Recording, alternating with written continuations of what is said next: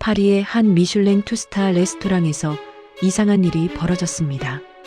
프랑스 전통 소스 요리의 대가로 알려진 장 피에르 르노 셰프가 손님들 앞에 조개만 덩그러니 담긴 접시를 내놓기 시작한 거예요. 버터도 없었고 소스도 없었고 장식조차 없었습니다. 26년 경력의 베테랑 셰프가 갑자기 요리를 포기한 걸까요? 장 피에르 르노는 한국의 작은 조개 하나 앞에서 자신이 배운 모든 기술을 내려놓아야 했습니다. 파리 식재료 박람회에서 처음 꼬막을 봤을 때 장 피에르 르노는 조롱했어요. 요리할 수 없는 재료라고 단정했죠. 하지만 벌교 갯벌에서 그가 목격한 모습은 그의 확신을 흔들기 시작했습니다. 무슨 일이 있었던 걸까요? 지금부터 한 프랑스 셰프가 한국의 작은 조개 앞에서 충격에 빠진 이야기를 시작하겠습니다. 시작에 앞서 좋아요, 구독 눌러주시면 영상 제작에 큰 힘이 됩니다. 안녕하세요. 저는 장 피에르 르노입니다. 파리 북쪽 외곽의 식재료 박람회장으로 들어서는 순간 익숙한 공기가 느껴졌습니다. 바다 내음과 토양 냄새, 숙성된 치즈향, 그리고 어디선가 풍기는 트러플 냄새까지. 이 박람회에 온 지 벌써 16년째였어요. 처음엔 보조 셰프로, 그 다음엔 수셰프로, 지금은 미슐랭 이스타 레스토랑의 총괄 셰프 자격으로 이 공간을 걸었습니다. 입구부터 등급은 명확했어요. 가장 앞쪽 부스엔 언제나 프랑스산 식재료들이 자리했습니다. 브르타뉴 굴, 노르망디 가리비, 지중해 랑구스틴. 그 옆으론 이탈리아산 해산물과 스페인산 하몽이 배치되었고요. 중앙 통로를 지나면 북유럽 생선들이 있었고 가장 뒤쪽엔 동유럽과 아시아에서 온 재료들이 모여 있었어요. 이 배치는 우연이 아니었습니다. 시장의 위계를 그대로 반영한 구조였죠. 천천히 통로를 따라 걸으면서 오래 흐름을 살폈어요. 지속 가능성이라는 단어가 유난히 많이 보였습니다. 야생 어획보다는 양식, 원거리 운송보다는 지역 생산, 복잡한 조리보다는 재료 본연의 맛. 이런 문구들이 부스마다 붙어있는 안내문에 적혀 있었어요. 몇몇 셰프들은 이미 이 방향으로 움직이고 있었습니다. 소스를 줄이고 조리 시간을 단축하고 재료 자체의 풍미를 강조하는 쪽으로요. 하지만 저는 그 흐름을 온전히 받아들이진 못했어요. 26년 동안 제가 배운 건 재료를 변화시키는 기술이었습니다. 버터와 크림으로 질감을 만들고 와인과 허브로 향을 입히고 소스로 완결성을 부여하는 것. 그게 프랑스 요리의 본질이라고 배웠고 그 기술로 미슐랭 별을 받았어요. 재료를 그대로 두는 건 요리가 아니라 방치라고 생각했습니다. 박람회장 중앙쯤에서 발걸음을 멈췄어요. 노르웨이산 킹크랩 부스 앞이었습니다. 크랩 다리가 얼음 위에 가지런히 놓여 있었고 담당자는 손님들에게 찐 샘플을 나눠주고 있었어요. 저도 하나 받아서 맛을 봤습니다. 달고 단단하고 깨끗한 맛이었어요. 좋은 재료였죠. 하지만 저는 이미 머릿속으로 이 크랩을 어떻게 요리할지 구상하고 있었어요. 사프란 크림 소스에 레몬 제스트를 더하고 캐비어를 올려서 플레이팅하면 완벽할 거라고 생각했습니다. 뒤쪽으로 더 걸어가자 사람들이 적어졌어요. 이 구역엔 주로 생소한 재료들이 모여 있었습니다. 동남아시아에서 온 열대과일, 동유럽의 발효식품, 그리고 한 귀퉁이엔 아시아산 해산물 몇 가지가 놓여 있었어요. 사람들은 대부분 그냥 지나쳤습니다. 눈길조차 주지 않았죠. 한 부스 앞에서 멈춰 섰어요. 작은 테이블 위에 검은빛이 도는 조개가 수북이 쌓여 있었습니다. 크기는 손가락 2마디 정도였고 껍데기 표면엔 잔주름이 빼곡했어요. 생김새는 투박했습니다. 매끈한 굴이나 반짝이는 가리비와는 달리 이 조개는 마치 갯벌에서 방금 건져 올린 것처럼 거칠어 보였어요. 냄새도 강했습니다. 비린내는 아니었지만 바다 특유의 진한 향이 코를 찔렀어요. 저는 조개를 하나 집어들었습니다. 무게감이 있었고 껍데기를 두드리니 단단한 소리가 났어요. 살아있는 재료라는 건 알 수 있었지만 이 조개를 어떻게 요리해야 할지 감이 오지 않았습니다. 부스 담당자가 다가와서 설명을 시작했어요. 아시아에서 왔다고 했습니다. 이 조개의 이름은 꼬막이고 자연산이라고 했어요. 데쳐서 소스에 찍어 먹는 게 전통 방식이라고도 했죠. 저는 고개를 끄덕이면서 들었지만 속으론 이미 판단을 내리고 있었어요. 이 조개는 서양 요리에 맞지 않는다고요. 주변에 있던 다른 셰프 몇 명도 이 부스 앞을 지나갔습니다. 한 명은 잠깐 멈춰서서 꼬막을 봤지만 곧 고개를 저었어요. 또 다른 셰프는 아예 쳐다보지도 않고 지나갔죠. 저는 그 반응이 이해됐습니다. 이 조개는 프랑스 요리의 체계 안에서 자리를 찾기 어려운 재료였으니까요. 프랑스 셰프들이 해산물을 다루는 방식엔 명확한 원칙이 있었어요. 첫째는 질감이었습니다. 부드럽거나 쫄깃하거나 둘 중 하나여야 했죠. 둘째는 소스와의 조화였어요.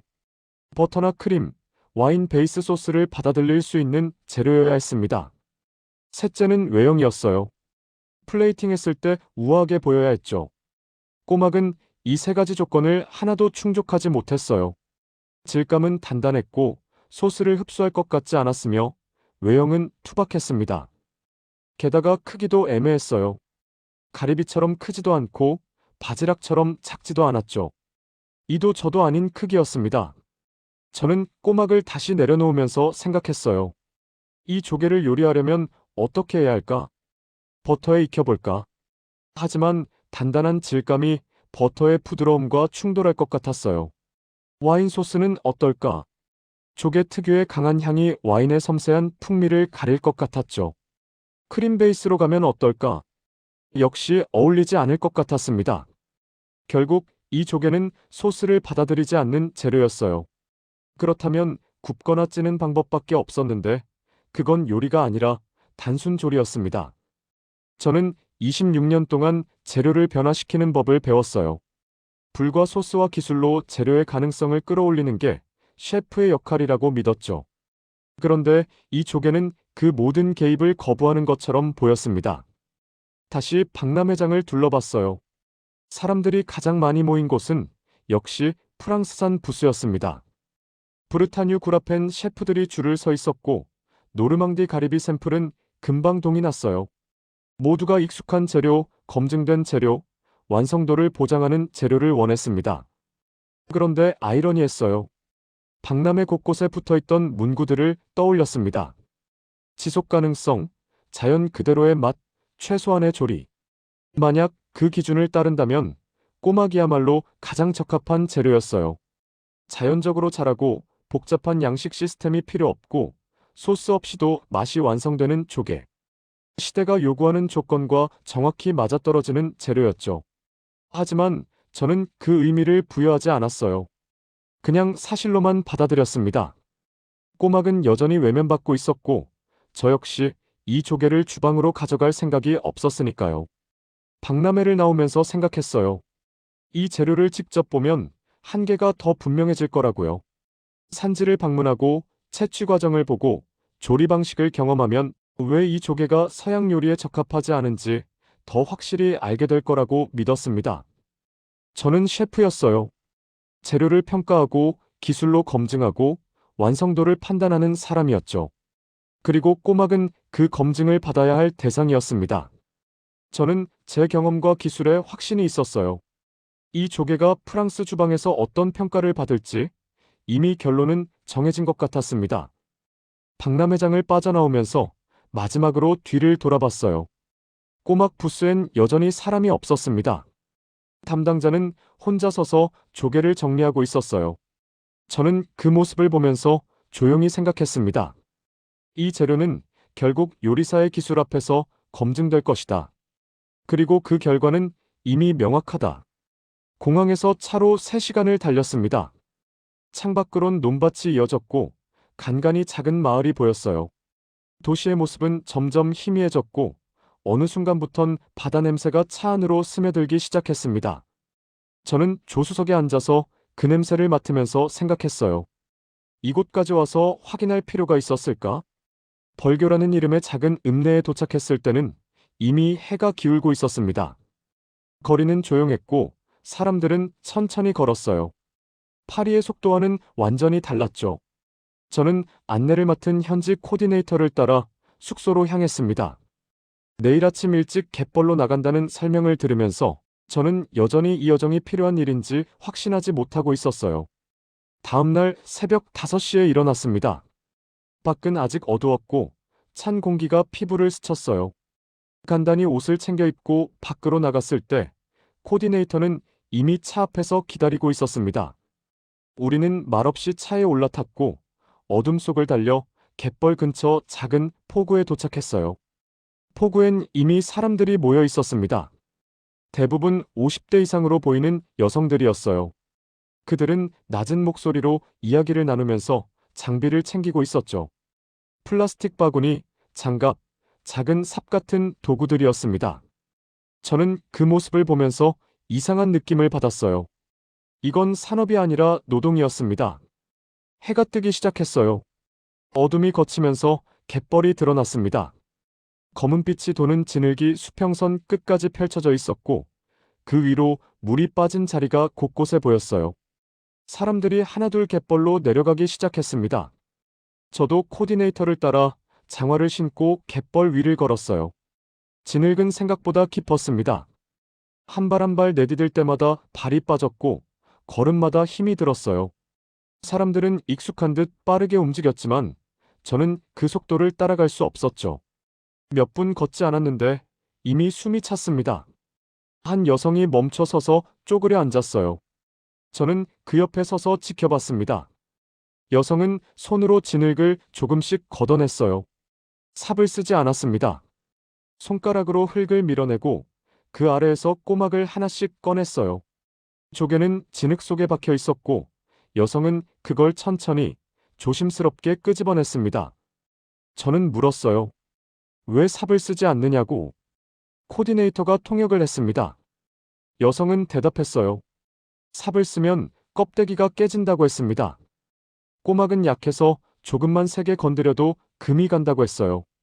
그래서 손으로 캔다고 했죠. 저는 그 말을 듣고 고개를 끄덕였지만 속으론 불편함을 느꼈습니다. 비효율적이라고 생각했어요. 프랑스에서 굴을 채취할 때는 기계를 썼습니다. 빠르고 정확하고 대량으로 처리할 수 있었죠. 그런데 여기선 한 사람이 한 시간에 몇 킬로그램도 채 못 캐고 있었어요. 여성은 계속 꼬막을 캤습니다. 하나, 둘, 셋. 바구니에 담기는 속도는 느렸어요. 저는 시계를 봤습니다.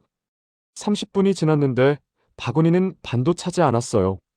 이 속도라면 하루 종일 일해도 많은 양을 얻을 수 없을 거라고 생각했습니다. 코디네이터가 설명했어요. 한 사람이 하루에 캘 수 있는 양은 정해져 있다고 했습니다. 법으로 제한되어 있다고 했어요. 너무 많이 캐면 자원이 고갈되니까 일정량 이상은 못 가져간다고 했죠. 저는 그 말을 듣고 더 혼란스러워졌습니다. 프랑스에선 효율이 미덕이었어요. 더 빨리, 더 많이, 더 정확하게. 그게 산업의 원칙이었죠. 그런데 여기선 그 원칙이 작동하지 않았습니다. 느리게 캐고 적게 가져가고 조심스럽게 다루는 게 당연한 일처럼 보였어요. 해가 완전히 떠올랐습니다. 갯벌 위엔 20여 명의 사람들이 흩어져서 꼬막을 캐고 있었어요. 모두 같은 자세로, 같은 속도로 움직였습니다. 저는 그 장면을 보면서 이상한 기분이 들었어요. 이건 생산이 아니라 채집이었습니다. 자연에서 허락된 만큼만 가져가는 방식이었죠. 2시간쯤 지나서 사람들이 갯벌을 빠져나오기 시작했어요. 저도 따라 나왔습니다. 발은 진흙투성이었고 온몸이 땀에 젖어 있었어요. 폭우로 돌아오자 사람들은 바구니를 내려놓고 꼬막을 씻기 시작했습니다. 물에 헹구고 다시 헹구고 또 헹궜어요. 진흙이 완전히 빠질 때까지 여러 번 반복했습니다. 그리고 나서 꼬막을 커다란 대야에 담아서 해감을 시켰어요. 소금물에 담가두고 몇 시간 기다리는 거였습니다. 저는 물었어요. 왜 이렇게 오래 기다려야 하느냐고. 코디네이터가 대답했습니다. 해감이 제대로 안 되면 모래가 씹힌다고 했어요. 그럼 맛이 없어진다고 했죠. 저는 또 고개를 끄덕였지만 여전히 이해되지 않았습니다. 프랑스에선 조개를 빠르게 처리했어요.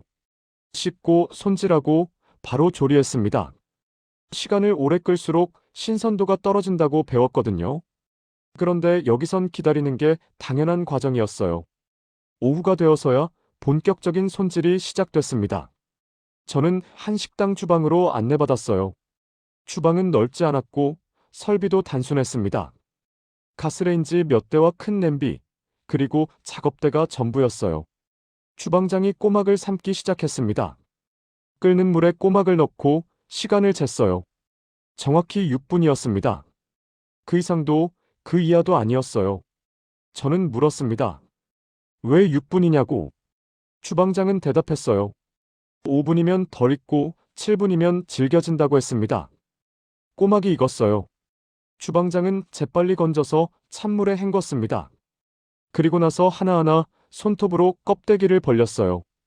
칼을 쓰지 않았습니다. 손톱으로 틈을 벌리고 살을 빼냈어요. 저는 그 과정을 지켜보면서 충격을 받았습니다. 껍데기를 까는데 한 개당 10초 정도 걸렸어요. 100개를 까려면 1000초, 거의 17분이 필요했죠. 프랑스에선 상상할 수 없는 시간이었습니다. 주방장이 까낸 꼬막을 접시에 담았어요. 그리고 초장을 곁들였습니다.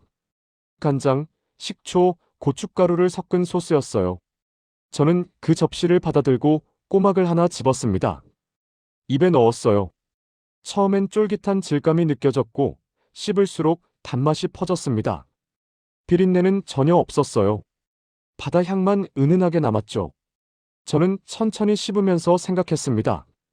이 맛은 소스가 만든 게 아니었어요. 초장은 그저 곁들임일 뿐이었습니다. 꼬막 자체의 맛이 전부였어요. 단맛, 쫄깃함, 바다향. 그게 다였습니다. 저는 두 번째 꼬막을 집었어요. 이번엔 초장 없이 먹었습니다. 맛은 똑같았어요. 아니, 오히려 더 분명했습니다. 꼬막 본연의 맛이 더 선명하게 느껴졌어요. 그 순간 깨달았습니다. 이 음식은 요리가 아니었어요. 조리였습니다. 재료를 변화시키는 게 아니라 망치지 않는 게 목표였던 거예요.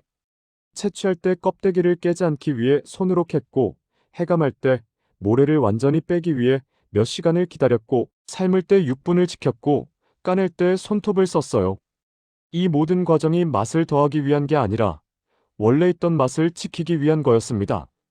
저는 접시를 내려놓고 주방을 둘러봤어요. 복잡한 도구는 없었습니다. 소스도 허브도 버터도 없었어요. 그냥 물과 불과 시간만 있었습니다. 코디네이터가 설명을 덧붙였어요. 한국에서 꼬막은 겨울제철 음식이라고 했습니다. 가족이 모이는 식탁에 올라가는 음식이라고 했어요. 하나하나 까먹는 게 귀찮지만 그 귀찮음이 당연한 것처럼 받아들여진다고 했죠. 몸에 좋은 음식은 손이 간다는 말이 있다고 했습니다. 저는 그 말을 들으면서 혼란스러워졌어요. 프랑스에선 조개를 빠르게 먹었습니다. 껍데기를 까는 것도 주방에서 미리 처리했고 손님은 포크로 찍어 먹기만 하면 됐어요. 편리함이 곧 가치였죠. 하지만 여기선 달랐어요. 귀찮음이 당연하고 시간이 드는 게 정상이고 손이 가는 게 오히려 의미였습니다. 꼬막을 먹는다는 건 단순히 음식을 섭취하는 게 아니라 그 과정 자체를 받아들이는 일이었어요. 프랑스에서 저는 재료를 변화시키는 법을 배웠어요. 소스로 풍미를 더하고 기술로 질감을 만들고 플레이팅으로 완성도를 높이는 법을 익혔죠. 그런데 여기선 그 모든 게 필요 없었습니다. 아니, 오히려 방해가 될 것 같았어요. 저는 다시 꼬막을 하나 집어들었습니다. 작고 투박하고 겉보기엔 별것 없는 조개였어요. 하지만 이 조개를 제대로 다루려면 제가 아는 모든 기술을 내려놓아야 할 것 같았습니다. 그날 저녁 숙소로 돌아와서 생각했어요. 지금까지 제가 던진 질문은 어떻게 요리할 수 있는가였습니다. 하지만 이제 질문이 바뀌었어요. 어디까지 손대야 하는가? 제 기술이 이 재료 앞에서는 오히려 위험할 수도 있다는 생각이 들었습니다. 자신감이 아니라 위기감이었어요. 저는 그날 밤 잠을 제대로 이루지 못했습니다. 파리로 돌아온 지 사흘째 되던 날, 저는 여전히 주방에 서 있었습니다. 손엔 꼬막이 들려 있었어요. 벌교에서 공수한 재료였습니다. 살아있는 상태로 도착했고 해감도 끝난 상태였죠. 이제 저는 이 조개를 어떻게 다룰지 결정해야 했어요. 버터를 녹일까 생각했습니다. 팬에 버터를 두르고 마늘을 볶은 뒤 꼬막을 넣으면 프랑스식 조개 요리의 기본 틀은 완성될 거였어요. 하지만 손이 움직이지 않았습니다. 벌교에서 본 장면이 자꾸 떠올랐거든요. 손으로 캐고 손톱으로 까고 아무것도 더하지 않던 그 방식이요. 와인 소스는 어떨까 고민했어요. 화이트 와인에 샬롯을 넣고 졸인 뒤 크림을 더하면 우아한 한 접시가 나올 거였습니다. 하지만 그것도 망설여졌어요. 꼬막 자체의 단맛이 소스에 묻힐 것 같았거든요. 결국 저는 냄비에 물만 끓였습니다. 소금도 넣지 않았어요. 그냥 깨끗한 물만 부글부글 끓어오르게 두었죠. 꼬막을 넣었습니다. 시계를 봤어요. 6분을 쟀습니다. 정확히 6분 후에 건져냈어요. 찬물에 헹궜습니다. 그리고 손톱으로 껍데기를 벌렸어요. 칼은 쓰지 않았습니다. 벌교에서 본 대로 손톱으로 틈을 만들고 살을 빼냈죠. 100개가 넘는 꼬막을 까는데 거의 30분이 걸렸어요. 접시에 담았습니다. 아무것도 더하지 않았어요. 허브도 레몬도 올리브 오일도 없었습니다. 그냥 꼬막만 가지런히 놓였어요. 저는 그 접시를 보면서 이상한 기분이 들었습니다. 이건 요리가 아니라 침묵 같았어요. 제가 배워온 프랑스 요리는 언제나 무언가를 더하는 과정이었습니다. 재료의 기술을 더하고 맛의 향을 더하고 단순함에 복잡함을 더했어요.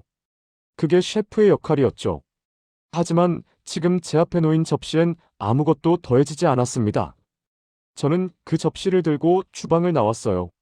레스토랑 홀은 아직 문을 열기 전이었습니다. 직원 몇 명만 준비 작업을 하고 있었죠. 저는 그들을 불렀어요. 수셰프인 마르크, 소믈리에인 소피, 그리고 홀 매니저인 앙투안이었습니다. 접시를 테이블 위에 놓았어요. 설명은 하지 않았습니다. 그냥 먹어보라고만 했죠. 세 사람은 각자 꼬막을 하나씩 집어들었어요. 마르크가 먼저 입에 넣었습니다. 천천히 씹더니 멈췄어요. 표정이 변했습니다. 놀란 것도 아니고 감탄한 것도 아니었어요. 그냥 멈춘 거였습니다. 소피도 마찬가지였어요. 꼬막을 씹다가 동작이 느려졌고 시선이 접시로 향했어요. 앙투아는 두 번째 꼬막을 집었습니다. 말없이 먹었어요. 저는 그들의 반응을 지켜봤습니다. 아무도 말하지 않았어요. 보통 새로운 요리를 시식하면 의견이 쏟아졌습니다. 맛이 어떤지, 질감이 어떤지, 소스가 어떤지. 하지만 지금은 침묵만 흘렀어요. 마르크가 먼저 입을 열었습니다. 이게 뭐냐고 물었어요. 저는 대답했습니다. 꼬막이라고 아시아에서 온 조개라고 했죠. 마르크는 고개를 끄덕였어요. 그리고 물었습니다. 소스는 뭐냐고. 저는 말했어요. 없다고. 소피가 다시 꼬막을 집어들었습니다. 이번엔 더 천천히 씹었어요. 그리고 말했습니다. 단맛이 계속 퍼진다고 씹을수록 강해진다고 했어요. 앙투아는 아무 말 없이 세 번째 꼬막을 먹었습니다. 그날 저녁 레스토랑이 문을 열었어요. 저는 꼬막을 메뉴에 올리지 않았습니다. 대신 테이블 몇 곳에만 조용히 내보냈어요. 단골 손님들 중 새로운 맛에 열려있는 사람들에게만요. 설명도 최소화했습니다. 아시아산 조개라는 것, 찐 것이라는 것. 그게 전부였어요. 반응은 비슷했습니다. 사람들은 처음엔 의아해했어요. 접시 위에 조개만 덩그러니 놓여 있었으니까요. 하지만 먹기 시작하면 속도가 느려졌습니다. 대화가 줄었고 시선이 접시에 머물렀어요. 어떤 손님은 두 번째 접시를 주문했습니다. 또 어떤 손님은 이게 뭐냐고 물었어요. 저는 주방에서 그 반응들을 전해 들으면서 혼란스러웠습니다. 이건 제가 의도한 결과가 아니었거든요. 다음 날 마르크가 주방으로 들어오면서 말했어요. 어젯밤 손님 중 한 명이 미식 블로거였다고 했습니다. 꼬막 사진을 찍어서 올렸다고 했어요. 저는 별로 신경 쓰지 않았습니다. 블로그 포스팅 정도는 흔한 일이었으니까요. 하지만 사흘 후 상황이 달라졌어요. 소피가 제게 태블릿을 보여줬습니다. 여러 미식 매체에서 꼬막을 언급하기 시작했어요. 제목들은 비슷했습니다. 최소주의 요리, 재료 중심 식사, 새로운 흐름. 저는 그 기사들을 읽으면서 충격을 받았어요. 기사엔 제 레스토랑 이름이 나왔습니다. 장피에르 르노가 선보인 새로운 시도라고 썼어요. 하지만 저는 새로운 시도를 한 게 아니었습니다. 그냥 손 뗄 방법을 몰라서 안 된 거였어요. 일주일 후 예약 문의가 늘기 시작했습니다. 꼬막을 먹어보고 싶다는 손님들이었어요. 저는 재고를 확인했습니다. 벌교에서 공수한 꼬막은 얼마 남지 않았어요. 추가 주문을 넣어야 했습니다. 주방 분위기도 달라졌어요. 직원들이 꼬막 이야기를 자주 했습니다. 어떻게 삶는지, 몇 분을 쪄야 하는지, 껍데기는 어떻게 까는지. 저는 그 대화를 들으면서 묘한 기분이 들었어요. 이건 제가 통제하는 흐름이 아니었습니다. 한 달쯤 지났을 때 소믈리에 협회에서 연락이 왔어요. 세미나에서 꼬막에 대해 발표해달라는 요청이었습니다. 저는 거절하려 했어요. 발표할 게 없었거든요. 하지만 앙투안이 말했습니다. 이미 업계에서 화제라고 거절하면 오히려 이상하게 보일 거라고 했어요. 저는 그제야 깨달았습니다. 이 흐름은 제가 만든 게 아니었어요. 프랑스 미식계는 이미 이런 방향을 찾고 있었던 거였습니다. 덜 요리된 음식, 재료 본연의 맛, 지속 가능한 식사. 그 담론이 몇 년 전부터 서서히 확산되고 있었어요. 그리고 꼬막은 그 흐름과 정확히 맞아떨어졌습니다. 소스가 필요 없고, 복잡한 기술이 필요 없고, 자연에서 지속 가능하게 채취되는 재료. 제가 아무것도 하지 않은 게 오히려 시대가 원하는 답이었던 거예요. 코디네이터에게서 자료가 도착했어요. 한국에서 꼬막은 이미 여러 방식으로 먹어왔다고 했습니다. 비빔밥에 넣기도 하고, 양념에 묻히기도 하고, 그냥 삶아서 먹기도 한다고 했어요. 저는 그 자료를 읽으면서 아무 감정도 느끼지 못했습니다. 그냥 사실이었어요. 저는 주방 한쪽에 앉아서 꼬막을 바라봤습니다. 작고 투박한 조개였어요. 겉보기엔 별것 없었죠. 하지만 이 재료엔 특별한 구조가 있었습니다. 가공할수록 손해였어요. 버터를 넣으면 단맛이 묻혔고, 소스를 더하면 질감이 흐려졌고, 장식을 하면 본질이 가려졌어요. 이 조개는 손댈수록 망가지는 구조였습니다. 프랑스 요리는 반대였어요. 재료를 변화시킬수록 가치가 올라갔습니다. 기술을 더하고 소스를 입히고 플레이팅을 완성하면 한 접시의 값어치가 높아졌어요. 그게 제가 배운 방식이었죠. 하지만 꼬막 앞에서 그 방식은 작동하지 않았습니다. 오히려 역효과였어요. 제가 가진 모든 기술이 이 재료 앞에선 방해가 됐습니다. 저는 손으로 얼굴을 감쌌어요. 26년 동안 쌓아온 경험이 무너지는 기분이었습니다. 아니, 무너진 게 아니라 비껴간 거였어요. 제 기술은 여전히 유효했지만 이 재료 앞에선 쓸모가 없었어요. 다음 날 예약이 또 늘었습니다. 이번엔 미슐랭 가이드 평가단이 포함되어 있다는 소식도 들렸어요. 저는 주방에 서서 꼬막을 삶았습니다. 6분을 쟀고 찬물에 헹궜고 손톱으로 껍데기를 벌렸어요. 접시에 담으면서 생각했습니다. 이 흐름은 이미 제 손을 떠났어요. 제가 통제할 수 있는 범위를 벗어났습니다. 꼬막은 이제 저와 상관없이 움직이고 있었어요. 저는 홀로 서서 접시를 내보냈습니다. 손님들의 반응이 어떨지 알 수 없었어요. 하지만 한 가지는 확실했습니다. 저는 지금 요리를 하고 있는 게 아니었어요. 그냥 재료가 망가지지 않도록 지키고 있을 뿐이었습니다. 석 달이 지났습니다. 꼬막은 여전히 레스토랑 메뉴에 있었어요. 하지만 처음처럼 화제가 되진 않았습니다. 사람들은 이제 당연하다는 듯 주문했고, 저는 당연하다는 듯 삶았어요. 유행처럼 왔다가 사라진 게 아니라 조용히 자리를 잡은 거였습니다. 어느 날 저녁 한 손님이 물었어요. 이 조개는 어떤 소스와 어울리느냐고.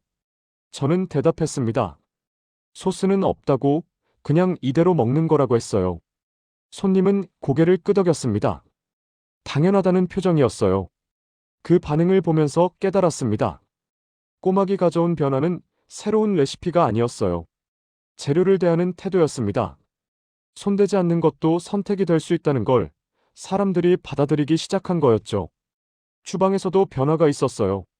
마르크는 이제 다른 재료를 다룰 때도 꼬막을 떠올린다고 했습니다. 소스를 넣기 전에 한 번 더 생각하게 된다고 했어요. 정말 필요한지 아니면 습관인지 구분하게 됐다고 했죠. 소피도 비슷한 말을 했습니다. 와인 페어링을 할 때도 재료 자체의 맛을 먼저 고려하게 됐다고 했어요. 저도 마찬가지였습니다. 새 재료가 들어오면 예전엔 바로 어떻게 요리할지 생각했어요. 지금은 먼저 그 재료가 무엇을 원하는지 관찰했습니다. 변화를 원하는지 아니면 그대로 두길 원하는지요. 어떤 재료는 손댈수록 좋아졌어요. 버터와 만나야 부드러워지고 소스를 입어야 완성되는 것들이었죠. 하지만 어떤 재료는 반대였습니다. 손댈수록 본질이 흐려지고 기술을 더할수록 가치가 줄어드는 것들이요. 꼬막은 후자였어요. 그리고 프랑스 미식계는 그 사실을 꼬막을 통해 배운 거였습니다. 새로운 조리법이 아니라 손대지 않는 기준을요. 한 미식 잡지에서 인터뷰 요청이 왔어요. 저는 응했습니다. 기자는 물었어요. 꼬막을 처음 봤을 때 어땠느냐고. 저는 솔직하게 대답했습니다. 한계가 명확한 재료라고 생각했다고, 요리할 수 없을 거라고 판단했다고 했어요. 기자가 다시 물었습니다. 그럼 지금은 어떠냐고. 저는 잠시 생각했어요. 그리고 말했습니다. 한계가 아니라 경계였다고, 제가 넘지 말아야 할 선이었다고요. 기자는 메모를 하면서 또 물었어요. 꼬막을 다루는 게 어려웠느냐고. 저는 대답했습니다. 어려운 게 아니라 낯설었다고, 제가 아는 방식을 모두 내려놓아야 했다고 했어요. 그게 가장 힘든 부분이었다고 했죠. 기사가 나간 후 몇몇 동료 셰프들에게서 연락이 왔어요. 대부분 비슷한 이야기였습니다. 자신들도 꼬막을 다뤄봤는데 어렵더라고, 손댈수록 이상해지더라고 했어요. 저는 그 말을 들으면서 고개를 끄덕였습니다. 맞다고, 그게 정상이라고 대답했어요. 한 셰프는 물었습니다. 도대체 어떻게 해야 하느냐고. 저는 대답했어요. 아무것도 하지 말라고, 그냥 망치지만 않으면 된다고 했습니다. 그 셰프는 웃었어요. 그게 가장 어렵다고 했죠. 저도 웃었습니다. 맞다고, 저도 그랬다고 했어요. 어느 날 소피가 물었습니다. 꼬막이 왜 이렇게 비싸냐고. 저는 설명했어요. 손으로 캐고 하루 채취량이 제한되어 있고, 손질에 시간이 많이 들고, 유통기간이 짧다고 했죠. 소피는 놀란 표정을 지었어요. 그렇게 힘든 과정인 줄 몰랐다고 했습니다. 앙투안도 끼어들었어요. 그럼 왜 기계를 안 쓰느냐고 물었습니다. 저는 대답했어요. 기계를 쓰면 껍데기가 깨진다고, 꼬막은 약해서 조금만 세게 건드려도 금이 간다고 했죠. 앙투안은 고개를 끄덕였어요. 그럼 결국 손으로밖에 못 캔다는 거냐고 했습니다. 저는 그렇다고 대답했어요. 저는 그제야 깨달았습니다. 꼬막은 싸게 소비되어 왔을 뿐 싸게 만들어진 적은 없었어요. 한국에서 이 조개는 처음부터 정성과 시간이 들어가는 재료였습니다. 단지 그 과정이 보이지 않았을 뿐이었죠. 벌교에서 본 장면들이 떠올랐어요. 새벽에 갯벌로 나가던 사람들, 손으로 하나씩 캐던 모습, 해감을 기다리던 시간, 6분을 정확히 지키던 주방장, 손톱으로 껍데기를 까던 손길. 그 모든 과정이 꼬막의 맛을 지키기 위한 거였습니다. 저는 그때 그걸 비효율이라고 생각했어요. 느리고 불편하고 현대적이지 않다고 판단했죠. 하지만 지금 돌아보면 그건 타협하지 않는 태도였습니다. 빠르게 만들 수 있어도 천천히 만들고, 기계로 캘 수 있어도 손으로 캐고, 대량 생산할 수 있어도 제한하는 선택이었어요. 코디네이터가 보내준 자료를 다시 봤습니다. 한국에서 꼬막은 비빔밥에도 들어가고, 양념에 묻혀서도 먹고, 그냥 삶아서도 먹는다고 했어요. 방식은 여러 가지였습니다. 하지만 중요한 건 다양함이 아니었어요. 어떤 방식이든 재료를 해치지 않는 선을 넘지 않았다는 거였습니다. 비빔밥에 넣을 때도 꼬막은 그냥 삶은 상태였고, 무침을 할 때도 양념은 곁들임일 뿐이었어요. 조리법은 달라도 재료 자체는 건드리지 않았습니다. 저는 그 자료를 보면서 생각했어요. 이건 우연이 아니라는 걸요. 한국에선 꼬막을 대하는 방식이 처음부터 정해져 있었던 거였습니다. 어떻게 먹든 재료를 망치지 않는다는 원칙이요. 작은 조개 하나에도 그 기준이 관통하고 있었어요. 그게 태도였습니다. 양보할 수 없는 선이었죠. 한 달 후 미슐랭 가이드 평가 결과가 나왔습니다. 저희 레스토랑은 별 2개를 유지했어요. 평가단의 코멘트 중에 꼬막이 언급됐습니다. 재료 본연의 가치를 존중하는 태도가 돋보인다고 썼더군요. 저는 그 문장을 읽으면서 씁쓸하게 웃었습니다. 존중이라는 단어가 나오기까지 저는 한참을 돌아왔거든요. 처음엔 무시했고, 그 다음엔 혼란스러웠고, 그 다음엔 통제할 수 없다고 느꼈어요. 이제야 존중이라는 말을 쓸 수 있게 됐지만, 그건 제가 먼저 선택한 게 아니었습니다. 꼬막이 저를 가르친 거였어요. 마르크가 평가 결과를 보면서 말했습니다. 축하한다고 꼬막 덕분이라고 했어요. 저는 고개를 저었습니다. 꼬막 덕분이 아니라고 제가 배운 덕분이라고 했죠. 마르크는 무슨 말이냐고 물었어요. 저는 대답했습니다. 손대지 않는 법을 배웠다고요. 어느 저녁 단골 손님 한 명이 말했습니다. 요즘 파리에서 한국 음식이 인기라고 여러 레스토랑이 생기고 있다고 했어요. 저는 고개를 끄덕였습니다. 그럴 만하다고 생각했어요. 손님이 물었습니다. 한국 음식의 매력이 뭐냐고. 저는 잠시 생각했어요. 그리고 대답했습니다. 자신을 드러내지 않는다고, 설득하려 하지 않는다고 했어요. 손님은 이해가 안 된다는 표정을 지었어요.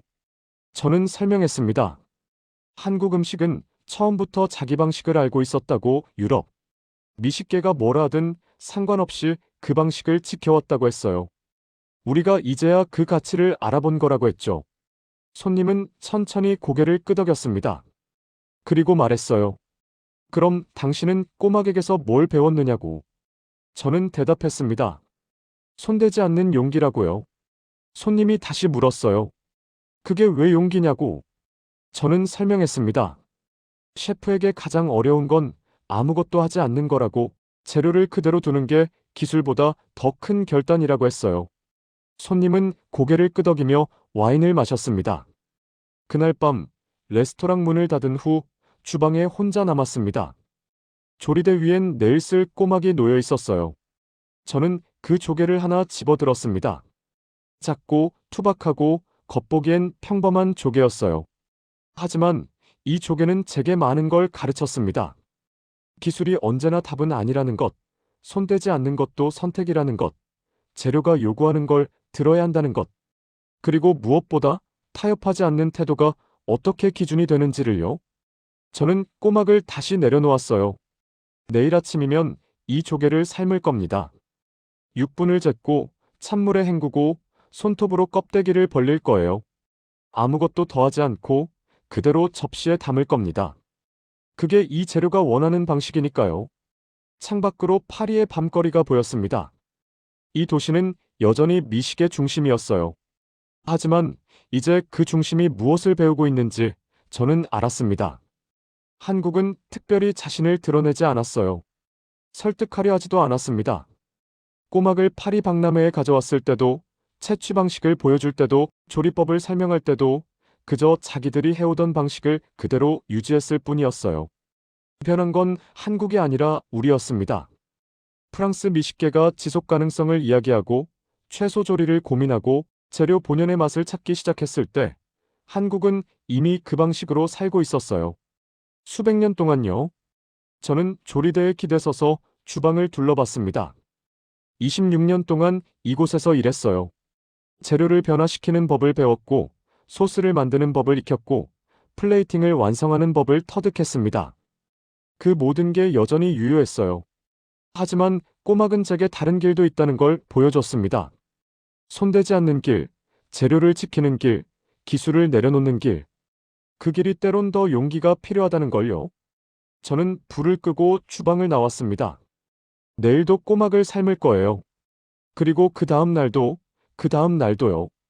프랑스는 뒤늦게 깨달았고, 한국은 처음부터 알고 있었습니다.